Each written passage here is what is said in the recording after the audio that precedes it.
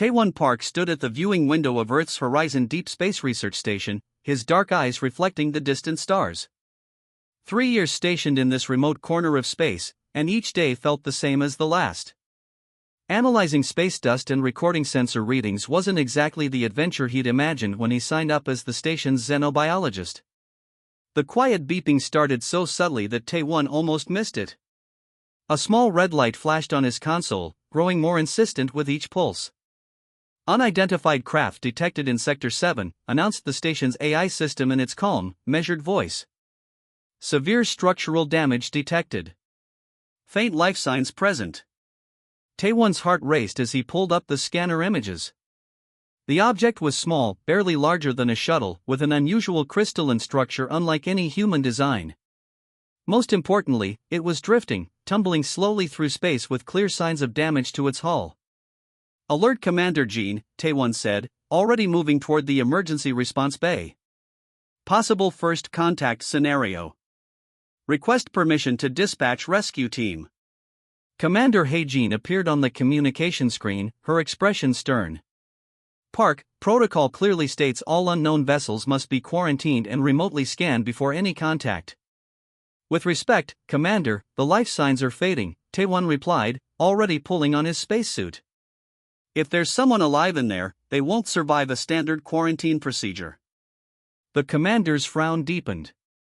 "This isn't a research decision, Park. It's a security matter." "It's a rescue mission," Taewon insisted. "I'll take full responsibility." After a tense moment, the commander nodded. "Rescue team authorized.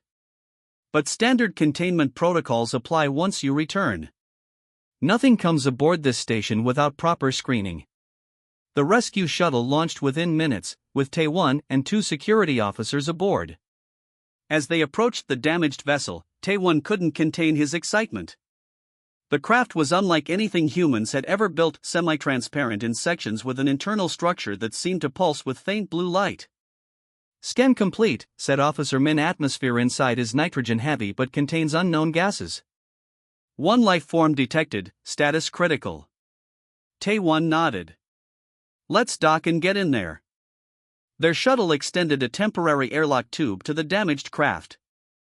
As pressure equalized, Taewon felt a strange tingling at the base of his skull, a sensation he'd never experienced before. The inner door opened, and they entered the alien vessel. The interior was a single chamber with curved walls that seemed to shimmer with faint patterns of light.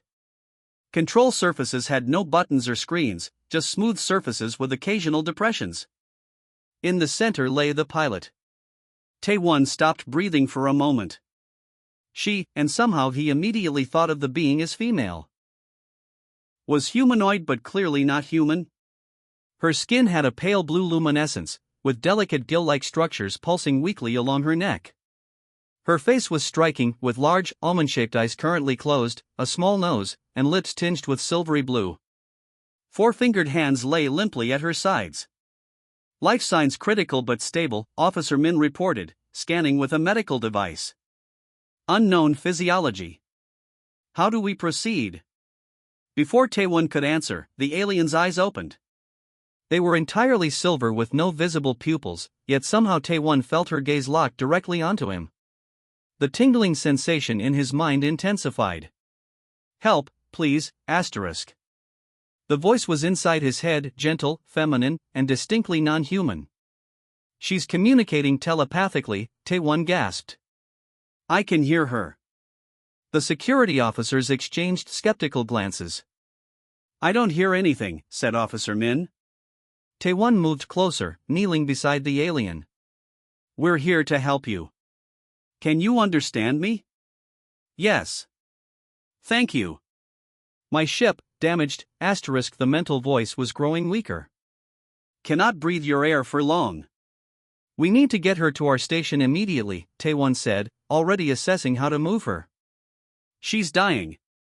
The journey back to the station was tense.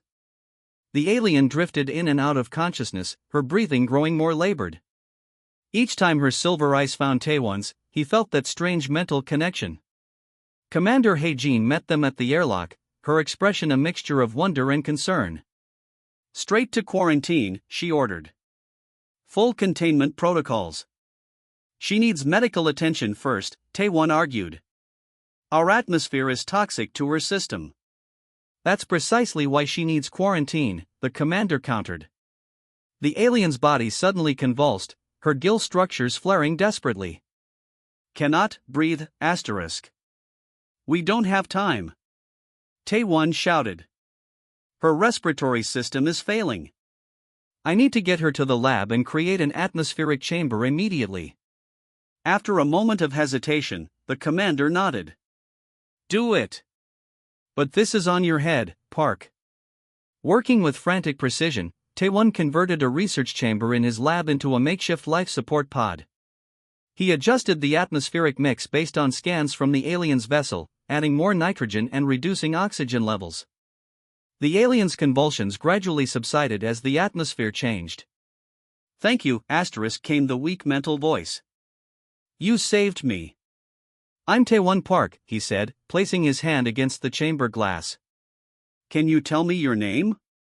The alien's four-fingered hand rose to mirror his, separated only by the transparent barrier. Asterisk, I am Nari of the Sabiol people. My ship was damaged during a research mission, asterisk. Sabiol? Taewon repeated, fascinated. We've never encountered your species before. We have observed humans, asterisk, Nari replied, her silver eyes blinking slowly. Asterisk, from a distance. Your species was deemed unpredictable. Too volatile for contact, asterisk. Taewon couldn't help but smile. Yet here we are. Commander Haejin entered the lab, eyeing the alien with caution. Is it speaking to you again? Taewon corrected. Her name is Nari. She's a researcher like me. I want a full report on everything she tells you, the commander ordered. And remember your duty to this station and to Earth. This isn't just a scientific discovery, it's a potential first contact scenario with unknown consequences. After the commander left, Taewon turned back to Nari. I'll help you recover and repair your ship. Nari's luminescence flickered, a pattern Taewon would later learn was her people's version of a smile. Asterisk, perhaps this accident was fortunate after all. My people have watched humans for centuries, but none of us have ever truly known one, asterisk. Over the next few days, Taewon rarely left the lab. He monitored Nari's condition, developed better atmospheric regulators for her chamber, and learned more about her species. The Sabiol were a spacefaring civilization from a distant star system, advanced in both technology and cultural development. Through their growing telepathic connection, Nari shared images of her homeworld, a planet with vast oceans and thin, spire-like continents reaching toward purple skies. In return, Taewon showed her Earth's diverse landscapes and cultures. Why were you alone in that small ship? Taewon asked one evening as he adjusted her atmospheric mixture. I study emerging civilizations, asterisk, Nari explained. Asterisk, your Earth was my assignment, to observe from a distance. Direct contact was forbidden, asterisk. Taewon raised an eyebrow. So you're breaking your people's rules by talking to me? Nari's mental voice carried what felt like amusement. Asterisk, circumstances changed when my ship was damaged. Sometimes the most important discoveries come from broken rules, asterisk. As her strength returned, Taewon became increasingly aware of a problem. Station Command had already contacted Earth about their discovery. Soon, government officials would arrive, likely to take Nari into custody for further study. I won't let them treat you like a specimen, Taewon promised, though he wasn't sure how he could prevent it. Nari's four-fingered hand pressed against the glass of her chamber. Asterisk, you have already done more than anyone of my kind expected from a human. You saw me as a person, not an alien. That alone changes everything, asterisk. Taewon placed his hand against hers, separated by the thin barrier. For just a moment, the telepathic connection between them deepened, and he felt something new, a warmth and complexity of emotion that transcended language. In that silent exchange, everything changed. What had begun as a rescue was becoming something neither human science nor Sabiol wisdom had prepared them for. Taewon worked through the night, his fingers dancing across holographic displays as he adjusted settings on Nari's atmospheric chamber. 2 weeks had passed since the rescue, and the Sabiol visitor had regained much of her strength, but she remained confined to the specialized environment. If I can create a portable breathing apparatus, Taewon explained, sketching designs on a tablet, you might be able to move around the station. Nari watched him with her silver eyes. Your dedication exceeds normal research protocols, her thoughts touched his mind. Taewon smiled. Maybe I'm just tired of talking to you through glass. The telepathic connection they shared had strengthened daily. At first, Nari could only transmit simple thoughts and emotions, but now their mental conversations flowed almost as naturally as spoken words. Taewon still couldn't send his thoughts to her, the connection worked in only one direction, but he had grown accustomed to her gentle presence in his mind. The lab door slid open as Commander Hae-jin entered. Her eyes narrowed at the sight of Taewon's messy workstation, covered with half-assembled devices and diagrams. Dr. Park, may I remind you that your assignment is to study the alien, not befriend it? Taewon corrected automatically. And understanding Nari's biology is part of my research. The commander crossed her arms. 3 government officials arrive tomorrow. They expect comprehensive reports on the aliens, on Nari's physiology, technology, and homeworld. Not a breathing mask so she can take a station tour. After the commander left, Taewon sighed and turned back to his work. Your leader fears me, Nari observed. She fears what she doesn't understand, Taewon replied. Most humans do. The Sabiol are similar in that regard, Nari admitted. We observe many species but rarely engage with them. Your emotional nature particularly concerns my people, Taewon looked up. Our emotions? What's wrong with emotions? Nari's blue luminescence flickered in what he now recognized as amusement. Nothing is wrong with them. But they make you unpredictable. The Sabiol value order and certainty, Yet you seem comfortable with my unpredictable human nature, Taewon said, returning to his work on the breathing apparatus. Perhaps I am becoming unpredictable too, came the thoughtful reply. 3 days later, after many adjustments and careful testing, the breathing device was ready. It was a delicate collar that wrapped around Nari's neck, covering her gill structures with a semi-transparent membrane. Small tanks on either side provided her custom atmospheric mixture. Ready to try it? Taewon asked, standing by the chamber controls. Nari nodded, her silver eyes bright with anticipation. Slowly, Taewon adjusted the chamber atmosphere until it matched the station's normal environment. Then he opened the door. Nari hesitated briefly before stepping out, her four-fingered hand instinctively reaching for support.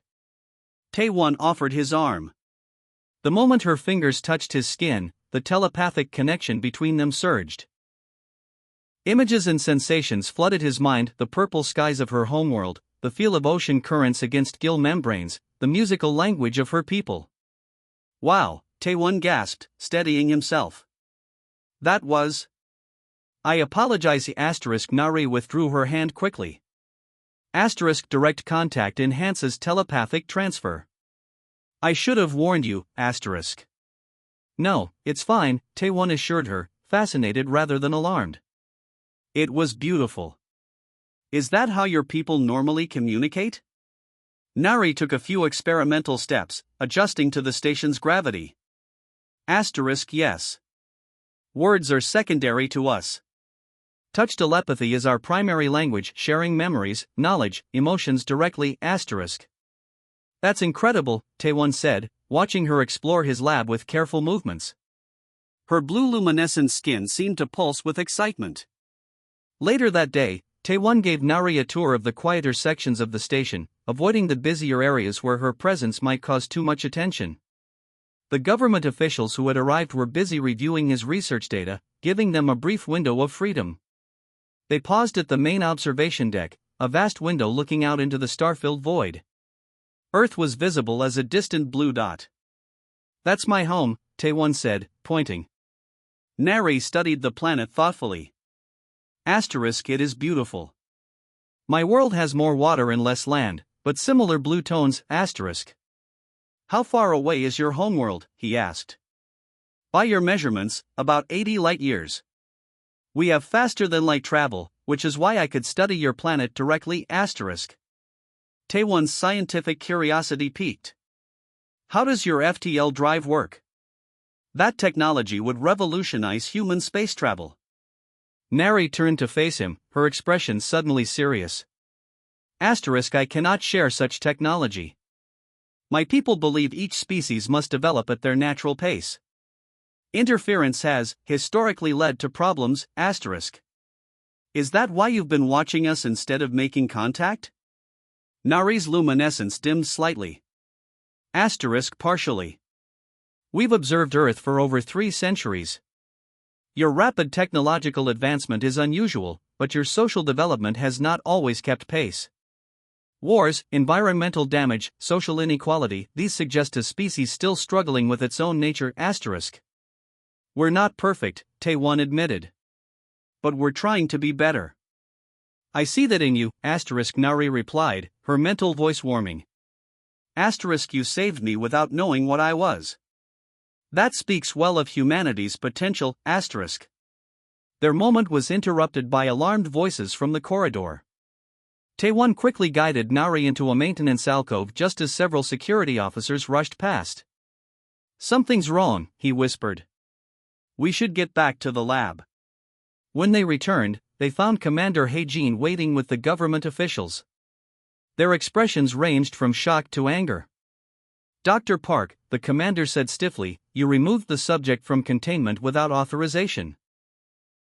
Nari needed to test the breathing apparatus in different environments, Taewon replied, trying to sound professional rather than defensive. One of the officials, a stern woman in a dark uniform, stepped forward. This isn't just about protocols, Doctor. We've received a transmission. Directed specifically at this station. Taewon felt a chill. What kind of transmission? It appears to be from her people, the commander said, nodding toward Nari. They're requesting information about their missing researcher. All eyes turned to Nari, who stood calmly beside Taewon. I should speak with them, asterisk, she communicated to Taewon alone. My absence has likely caused concern. Nari needs to respond to her people, Taewon translated. She can explain the situation. The officials exchanged nervous glances. And if her explanation brings an alien fleet to our doorstep, asked one. She was on a peaceful research mission, Taewon insisted. Her people have been observing humanity for centuries without hostility. After much debate, they agreed to allow Nari controlled access to the communication systems. With Taewon's help, she modified the station's transmitter to send a message that her people would understand. Later that night, when the officials had finally left them alone, Nari explained more about her people's customs. The Sabiol value knowledge above all else, asterisk, she told him as they sat in the now quiet lab. Asterisk, but we separate knowledge from emotional attachment. To study something objectively, one must remain detached, asterisk. Is that why you weren't supposed to make direct contact? Taewon asked. Nari's luminescence pulsed in a pattern he hadn't seen before. Asterisk, yes. But now that I have connected with you telepathically and through direct interaction, my research is no longer purely objective, asterisk. Is that a problem? For my people, yes. They will question my findings now. They may even recall me, asterisk. The thought of Nari leaving created an unexpected tightness in Taewon's chest. Would you want to go back? Instead of answering directly, Nari extended her four-fingered hand, palm up. Asterisk, may I show you something? Through touch telepathy, asterisk. Hesitantly, Taewon placed his hand in hers. The connection bloomed instantly, but this time it was more controlled. Nari shared images of her life before coming to Earth, her training as a researcher, the solitary nature of Sabiol work, the emphasis on logic and observation over connection. Then the images shifted to her experiences since the rescue, the wonder of direct communication with another species, the strange warmth of human kindness, and something else, a growing feeling that defied Sabiol categorization but felt distinctly like attachment. When the connection faded, Tae-won looked at their joined hands, 5 human fingers interlaced with 4 alien ones. "I think we're both breaking the rules of our people," he said quietly. Nari's silver eyes met his. "Perhaps some rules need breaking." Outside the station, in the vast emptiness of space, a distant point of light changed course, growing gradually larger as it approached Earth's orbit. The news spread through the station like wildfire. Someone had leaked images of Nari to Earth's global network. Within hours, the entire planet knew about the blue-skinned alien visitor and her human rescuer. "This is a disaster," Commander Hae-jin said, pacing the conference room. 3 government officials sat at the table, their faces grim. On a large screen, news broadcasts from Earth showed crowds gathering outside space agencies worldwide, demanding information. Tae-won stood at the window, watching Nari in the lab across the corridor.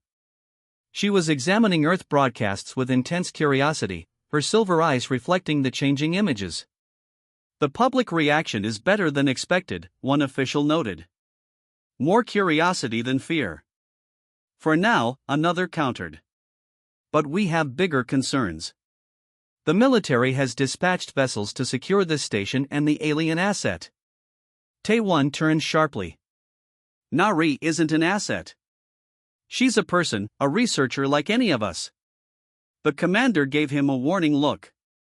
"Dr. Park, your personal feelings are clouding your judgment. This is now a matter of planetary security." After the meeting, Tae-won returned to the lab. Nari looked up as he entered, immediately sensing his distress through their telepathic connection. "They are afraid of me," she observed. "Not of you specifically," Tae-won said, slumping into a chair. "Humans fear what they don't understand. And now Earth's military is coming to secure you." Nari's luminescence dimmed. "I must contact my people directly. The communication relay we used before was limited. The officials might not allow that." "I don't need their permission." Nari moved to a workbench where broken components from her ship were spread out. "My personal communicator can be repaired with materials from your lab." Tae-won hesitated only briefly before nodding. "Tell me what you need." They worked together through the night, adapting Earth technology to repair the alien device. As they worked side by side, Nari explained more about her people. "The Sabiel believe in non-interference," she said, now speaking aloud through practice rather than relying solely on telepathy. "We observe, we learn, but we do not engage." "Until now," Tae-won pointed out. Nari's 4 fingers delicately adjusted a microscopic component. "Yes. My situation has created complications." Something in her tone made Tae-won pause. "What kind of complications?" "My people may see this accidental contact as contamination," she admitted, reverting to telepathy for more complex concepts. "Both of our species. They might decide humans need more time to develop before any official recognition." "And what about you? Will you be in trouble for making contact?" Nari was silent for a moment. "I have broken our highest protocol. But more concerning is, She stopped, her luminescence flickering in what Tae-won now recognized as emotional distress. "More concerning is what?" he pressed gently. "The connection we have formed." She finally answered. "My people believe emotional attachment interferes with clear judgment. Scientists must remain objective. What I feel for you, The door slid open before she could finish, revealing Commander Hae-jin. "Dr. Park, what exactly are you doing?" she demanded, eyeing the dismantled equipment. "Helping Nari repair her communication device," Tae-won replied, straightening. "She needs to contact her people before the military arrives." "That decision isn't yours to make," the commander said. "All communication with potential alien civilizations must go through proper channels." Nari stood, her slender form suddenly radiating a quiet dignity. "Commander," she said aloud, her accented speech surprising Hae-jin, "my people already know I am here. They monitor all their researchers.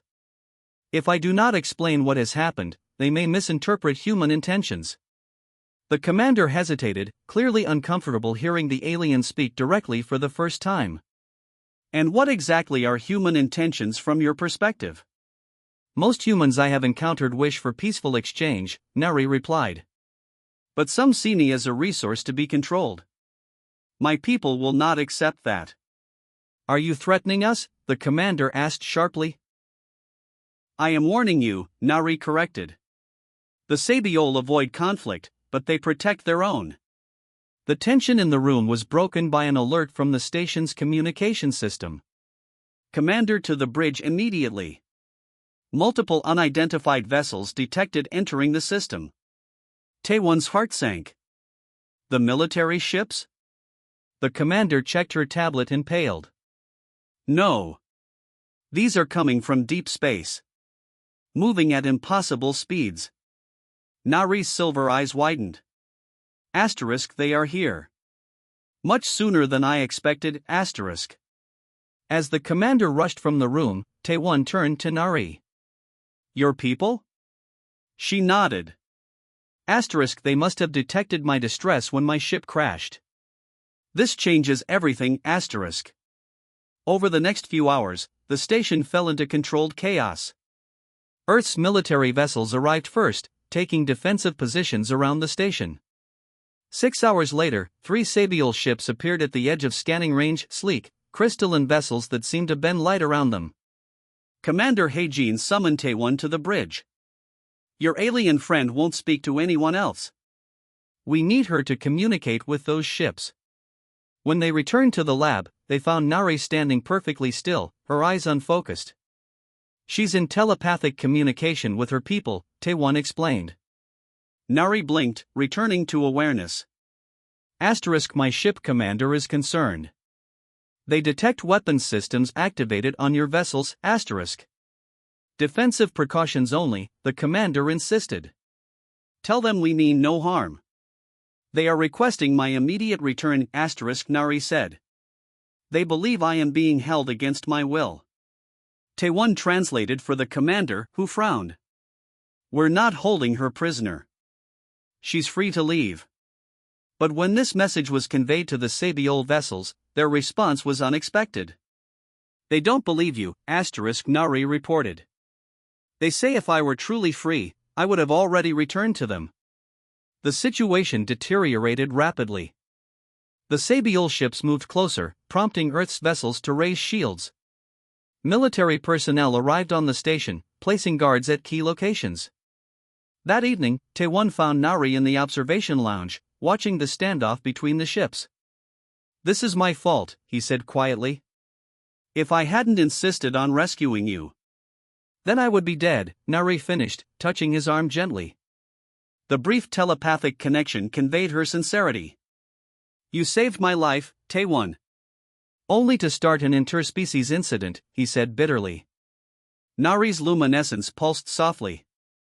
My people don't understand humans. They see your emotions as a weakness, your attachments as flaws in logical thinking. And what do you see? Her silver eyes met his. I see strength in what they consider weakness. Your emotions drive you to care for others, even strangers from the stars. Their moment was interrupted when a senior military officer entered the lounge. Dr. Park, your presence is requested in command. The situation has escalated. In the command center, screens showed the Sabiol ships deploying smaller vessels. Commander Haejin looked grim. Their leader is demanding direct communication with Nari, alone. They don't trust our translations. That's reasonable, Taewon said. Let her speak with them. The government officials disagree, the commander replied. They believe Nari represents unprecedented scientific and technological intelligence. They're ordering her transfer to a secure Earth facility for further research. Taewon felt cold anger rising. You mean imprisonment and experimentation? I'm following orders, Doctor. Starting tomorrow, Nari will be transferred to Earth custody. When Taewon told Nari about the transfer order, her reaction surprised him. Rather than fear, she seemed resigned. This confirms what my people believe about humans, that beneath your curious exteriors lies a desire to control and dominate, asterisk. Not all of us, Taewon insisted. Many humans would oppose this decision if they knew. But they don't know, Nari pointed out. And now my people will respond with protective measures. What does that mean? Nari turned to face him directly. The Sabiol have technology that could disable this station and every human vessel nearby without harming anyone. They will take me back by force if necessary. That would be seen as an act of war, Taewon warned. And imprisoning me would not. For the first time, anger colored Nari's mental voice. Both our species are making dangerous assumptions about the other. Taewon paced the room, thinking rapidly. We need to show both sides they're wrong.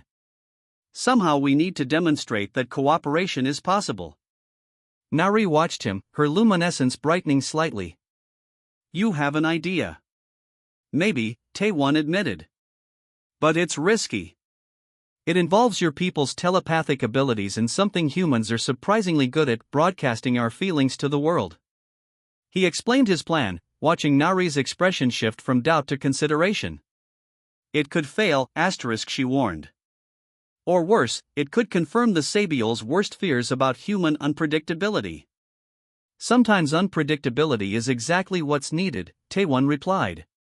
Are you willing to try? Nari's four-fingered hand reached for his. For the first time in my life, I am making a decision based not entirely on logic. My people would say I have been contaminated by human emotions. And what would you say? Her luminescence brightened in the pattern he now recognized as her smile. I would say I have been enlightened by them. Outside, the Sabiol ships moved into formation as Earth's military vessels powered up weapons systems. The first interspecies confrontation in human history balanced on a knife's edge, with neither side understanding the other's true intentions. Morning light from Earth's distant sun cast long shadows across the station as Taewon made his way through nearly empty corridors. Most personnel had been evacuated to secure areas as tensions escalated between the human and Sabiol vessels. You understand this plan could end your career, Commander Haejin said as she walked beside him. Despite her official opposition to his idea, she had agreed to help after a long night of arguments. Some things matter more than careers, Taewon replied, checking the small device in his hand, a modified version of Nari's communicator integrated with the station's broadcasting system. They entered the communication center where Nari waited, her blue luminescence pulsing with nervous energy. The breathing apparatus around her neck hummed softly as it processed the station's atmosphere into something her system could handle. The military commander has given us 20 minutes before they begin boarding procedures, Haejin reported. After that, I cannot protect either of you. Nari nodded in understanding. Thank you for your assistance, Commander. Taewon connected the modified device to the main communication array. This will broadcast to both fleets simultaneously, as well as to Earth. If this works, everyone will see the truth at once. And if it doesn't? Haejin asked quietly. Taewon met her eyes. Then at least we tried something besides pointing weapons at each other. On the main screen, they could see the three Sabiol ships positioned in a triangular formation. Their crystalline hulls reflected sunlight in patterns that seemed almost deliberate, like a visual language. Surrounding the station in a wider perimeter, 8 Earth military vessels maintained defensive positions. Both sides are preparing for conflict, Nari observed. The Sabiol ships are generating energy fields that will neutralize your weapons. Your ships are targeting their propulsion systems. Taewon finished the final connections. Then we'd better hurry. The modified communicator hummed to life, its alien components glowing with the same blue luminescence as Nari's skin. She placed her four-fingered hands on 2 smooth surfaces that Taewon had integrated into the device. Remember, this will broadcast everything, he warned her. Not just words, but the telepathic impressions as well. Every ship, every monitor on Earth, will receive it. Nari's silver eyes met his. I understand. My people will see everything I have experienced, including emotions they consider inappropriate for a researcher. Are you ready? Instead of answering, Nari extended one hand toward him. We should do this together. The connection will be stronger. Taewon hesitated only briefly before placing his hand in hers. The familiar telepathic connection blossomed between them, but this time Nari deliberately deepened it, drawing him further into her consciousness than ever before. Now, she instructed. Taewon pressed the activation sequence with his free hand. The station lights dimmed momentarily as power flowed to the communication array. "This is Taewon Park of Earth's Horizon Deep Space Research Station," he began, his voice steady despite his racing heart. "With me is Nari of the Sabiol people. We are broadcasting to all ships and to Earth. What you are about to experience is more than words. For those receiving this transmission, you will feel what we have felt. You will know the truth of our situation." Nari closed her silver eyes and focused her telepathic abilities through the modified device. The technology amplified her natural abilities, sending not just thoughts but sensations and emotions across the communication channels. Every person receiving the transmission, human and Sabiol alike, suddenly experienced the crash through Nari's perspective, her fear as her ship failed, the pain of injury, and then the wonder of seeing humans come to her rescue despite the risk to themselves. The perspective shifted to Taewon's memories, the excitement of discovering Nari, his determination to save her life regardless of protocol, and the gradual growth of understanding between them. Layer by layer, their shared experiences unfolded for all to witness: the creation of the breathing apparatus, Nari's first steps outside her chamber, their late-night conversations about their respective worlds. Most importantly, both species felt the transformation that had occurred within Nari and Taewon. Humans experienced the Sabiol emphasis on logic and detachment, understanding for the first time how emotions could seem chaotic and dangerous to such a civilization. The Sabiol, in turn, felt the power of human empathy and how emotional connections could lead to selfless actions and creative solutions. When the transmission ended several minutes later, a profound silence fell across the communication center. Taewon and Nari remained connected, both physically and mentally, as they waited for responses. The first came from the lead Sabiol ship. A message appeared on the screen in precisely formatted text. "Your telepathic transmission has been received." The experience was unexpected. "Request direct communication with researcher NARI and human TAE-1. Almost simultaneously, a message arrived from Earth's military command. "Stand down all aggressive postures. First contact protocols now in effect. Diplomats en route. Dr. Park and the alien visitor are to remain on station pending arrival of diplomatic team." Commander Haejin read both messages and exhaled slowly. It worked. They're talking instead of shooting. The next 12 hours brought a flurry of activity. A small delegation from the Sabiol ships docked with the station, 3 tall, blue-skinned figures with the same silver eyes as Nari. They moved with precise, measured steps, their expressions carefully neutral as they studied the human environment. The lead delegate, who introduced himself as Junho, spoke directly into the minds of everyone present. Our examination of Nari's experiences raises many questions about human nature. Your species acts on emotion rather than logic, yet achieves results we would not predict. Earth's hastily assembled diplomatic team, having arrived from the nearest lunar base, responded with a mixture of caution and hope. "We hope this misunderstanding can become an opportunity for mutual learning," said the chief diplomat. Throughout the preliminary discussions, Taewon remained close to Nari, serving as a bridge between the two groups. When technical terms or cultural concepts created confusion, their telepathic connection allowed for clearer translation. "The Sabiol need to understand that human emotions aren't just chaotic impulses," Taewon explained to the Earth delegation during a brief recess. "They're essential to our decision-making and our ability to cooperate. And my people need to recognize that their detachment can become a limitation," Nari added, now speaking aloud with growing confidence. "Observation without engagement provides incomplete understanding." As evening approached, tensions remained but had transformed into something more productive, a careful curiosity on both sides. The Sabiol delegates requested permission to observe human interactions more directly, while Earth's representatives eagerly asked questions about Sabiol technology and culture. Taewon found Nari alone in the observation lounge later that night, watching a shuttle craft move between the station and the various ships. "Your plan succeeded better than I expected," she said as he joined her by the window. No weapons were fired. No lives were lost. Our plan, Taewon corrected. It wouldn't have worked without your willingness to share your experiences so openly. Nari's luminescence rippled in a pattern he hadn't seen before. My superior is concerned about my objectivity. He believes I have become too influenced by human thinking. And what do you believe? She turned to face him directly. I believe both our species have been observing the universe through limited perspectives. The Sabiol value knowledge but avoid emotional connection. Humans embrace emotional bonds but sometimes let them cloud judgment. Perhaps together, we can achieve greater understanding than either could alone. A soft alert chimed from Taewon's communicator. The message displayed was brief but significant: joint human Sabiol announcement scheduled for tomorrow. Your presence requested alongside Nari as first contact liaison team. Taewon showed the message to Nari. Looks like we've been volunteered for diplomatic duty. Are you prepared for such responsibility? She asked.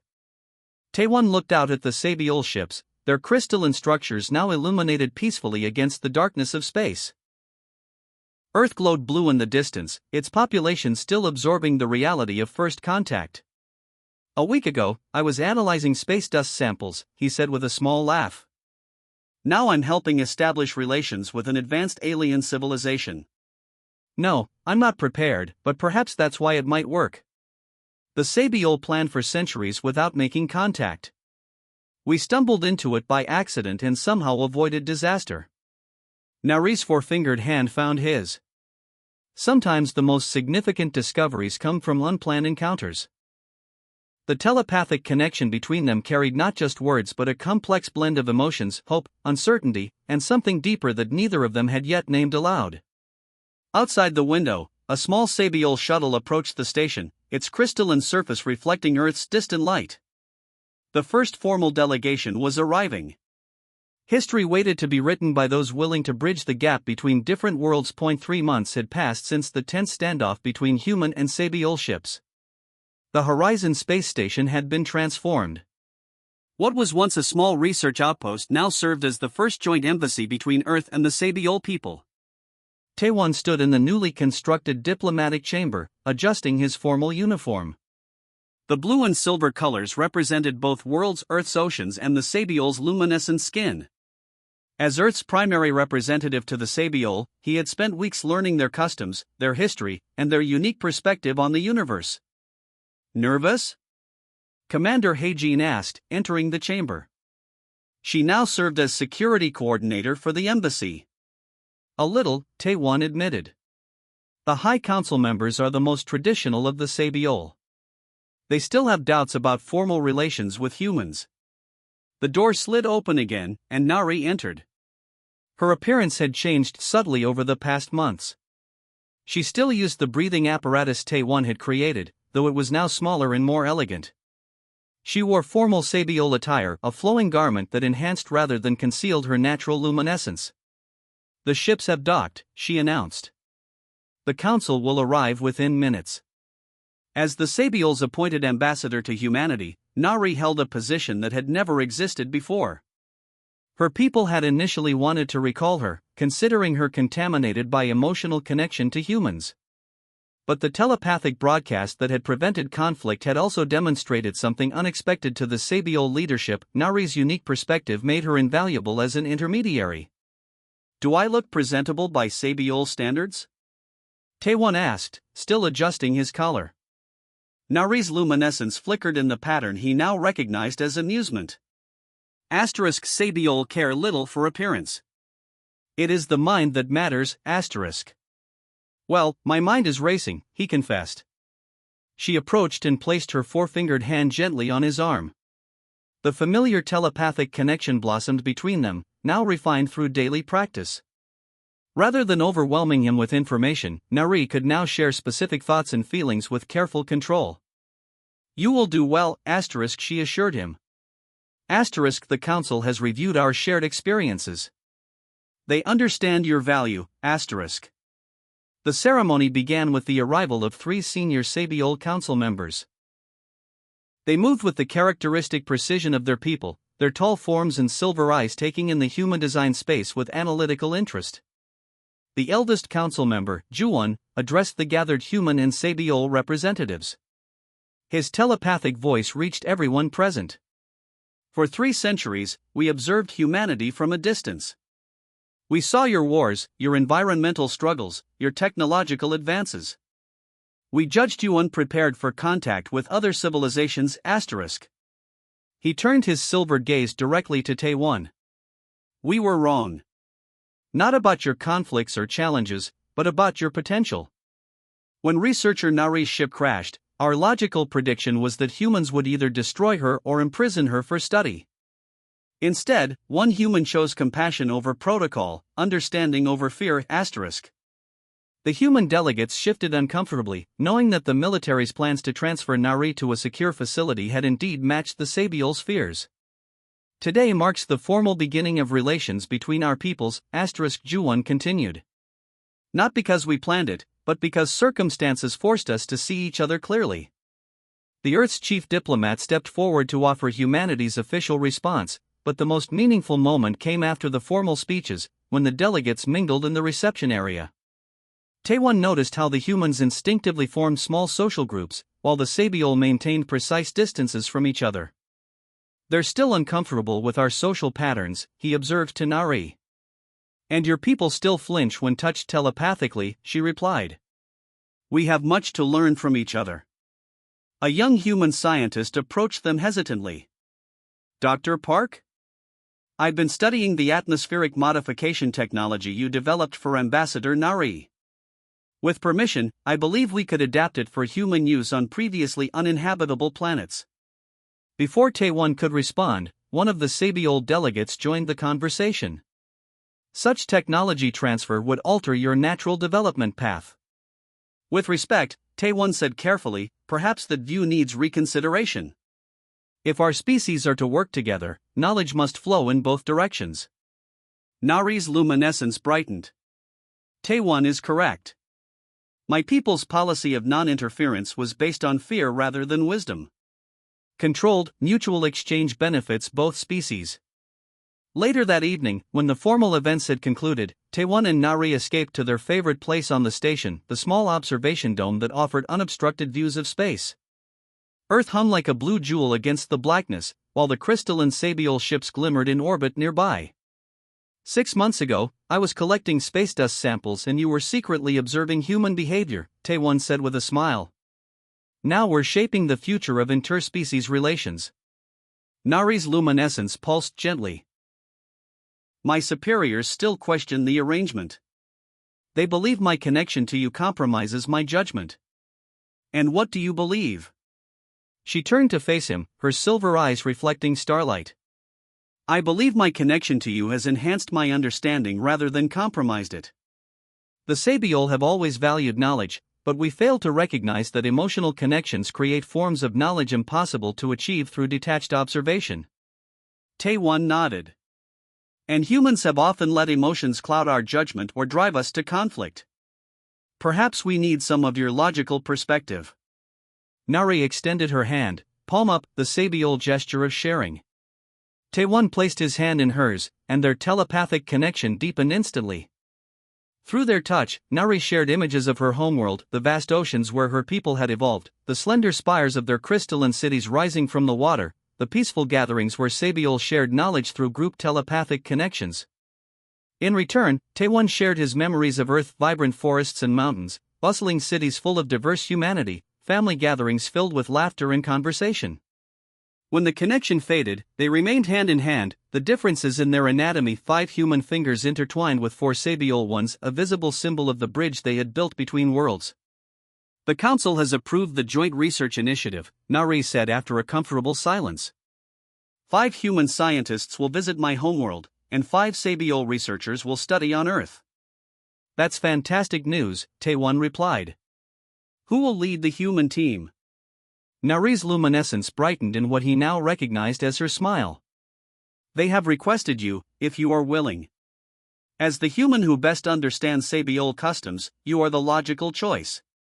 Taewon looked out at the stars, considering the offer. Would you be there? On your homeworld? I would continue my role as ambassador, dividing my time between worlds, she explained. But yes, I would be there to help you adjust to life among my people. The idea of seeing Nari's homeworld, of being one of the first humans to walk on an alien planet, filled Taewon with excitement. Yet there was something more important than scientific discovery driving his interest. I'd like that, he said simply. Nari's free hand reached up to touch the breathing apparatus at her neck. My people's medical specialists believe they can modify my respiratory system to process Earth's atmosphere naturally. The procedure would allow me to visit your world without technical assistance. Is that something you want? Her silver eyes met his. I want to experience your world as you experience it, to feel rain on my skin, to breathe your air, to walk through forests you described in our shared memories. A small alert chimed from the communication panel, reminding them of tomorrow's scheduling conference. The work of building bridges between worlds never really paused. We should get some rest, Taewon said, though he made no move to leave. Nari's luminescence pulsed in a pattern that had become unique to their interactions, a rhythm that didn't exist in traditional Sabiol communication. Sometimes I wonder what would have happened if my ship hadn't crashed near your station.